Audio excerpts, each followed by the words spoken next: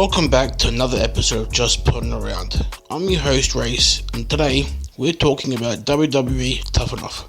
Basically, WWE's mix of reality TV, pro wrestling boot camp, and a little bit of Survivor in spandex. It was part talent show, part soap opera, part let's see who survives Bob Holly's chops to the chest. So let's break it down. Contestants, sometimes indie wrestlers, sometimes total rookies who thought wrestling school was like dodgeball, lived together, trained with WWE legends, and competed for a WWE contract. Think reality show drama mixed with actual wrestling drills. The trainers, guys like Al Snow, Taz, and the terrifying drill sergeant himself, Hardcore Holly. If you couldn't hack it, you got cut, and probably bruised. The show kicked off in 2001, right in the middle of the Attitude Era. Al Snow was the main trainer. Maven and Lydia were crowned the first winners, and Maven will forever be remembered as the guy who drop-kicked The Undertaker out of the Royal Rumble. One shining moment. So in Season 1, we had Maven Huffman and Lydia Gennard win. Maven had that Rumble moment, won the hardcore title a few times, but by 2005 he was out. These days he's more active in social media and in nostalgia appearances. Lydia, she was paired with Jamie Noble in a fun, trashy couple gimmick, then released in 2004 and faded away.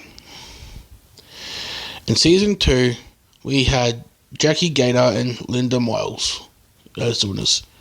Jackie is mostly remembered for that infamous botched Raw match with Trish Stratus. Yep, that one.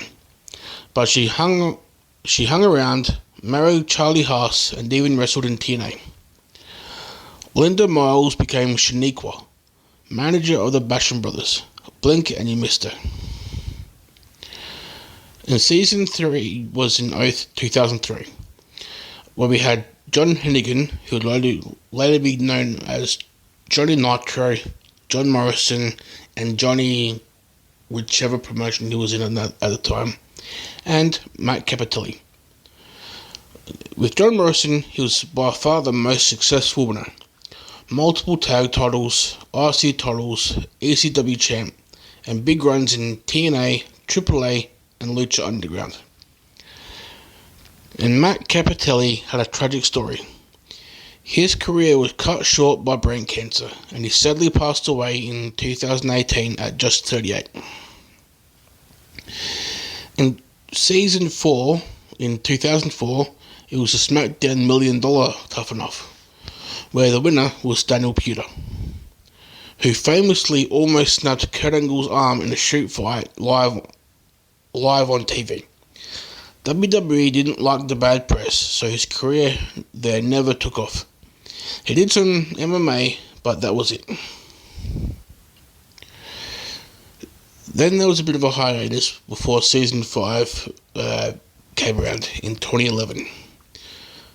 And this one was hosted by Stone Cold Steve Austin. The winner of this show was Andy Levine, who was nicknamed Silent Rage, which turned out to be a little too accurate. He won the season, got a developmental deal, but he never made it to TV.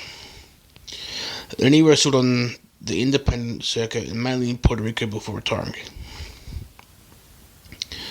Then there was another hiatus before Season 6 was on the air, and this time it was hosted by Chris Jericho. This time, Josh Bredel and Sarah Lee won. Josh, aka the Yeti, lasted about as long as his nickname. He got heat for mocking other wrestlers on Twitter and released in 2017. Sarah Lee's story is heartbreaking. She passed away in 2022 at just 30 years old. She left behind her husband, Wesley Blake, and their 3 kids. Then there's the Tough Enough curse. Here's where things get wild. Most of the winners flamed out, but the losers, they thrived. First, we've got The Miz.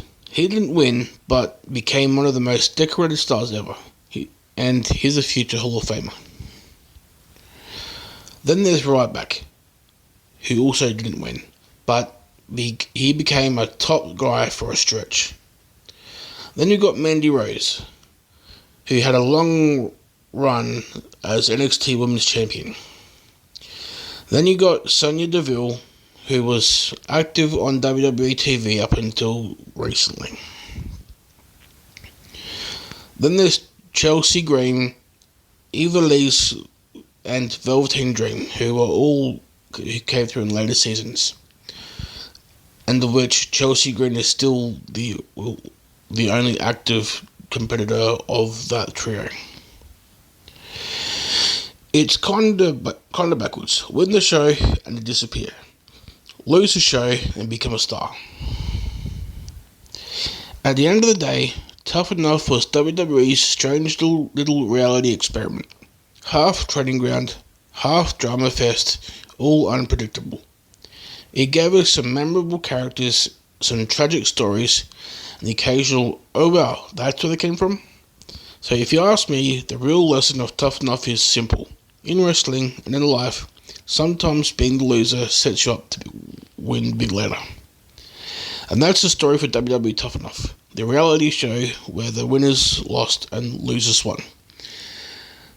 And until next time, I'll catch you around.